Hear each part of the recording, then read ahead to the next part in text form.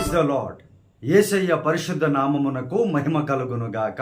ఈ దిన కాలపు ఆశీర్వాదపు లేఖనము యోబు గ్రంథము 23వ అధ్యాయము 10-11 వచనాలు. నేను నడుచు మార్గము ఆయనకు తెలియును, ఆయన నన్ను శోధించిన తరువాత నేను సువర్ణము వలె కనబడుదును. నా పాదములు ఆయన అడుగుజాడలు విడువక నడిచినవి. నేను ఇటు అటు తొలగక ఆయన మార్గము ననుసరించి తిని. ప్రియమైనటువంటి దేవుని బిడ్డలారా, సర్వోన్నతమైనటువంటి దేవుని విశ్వాసులు పూర్వము నుండి అనేక మంది కడ వరకు, చివరి వరకు ప్రభువుని వెంబడించి అత్యధికమైన దీవెనలను పొందుకున్నటువంటి వారుగా ఉన్నారు.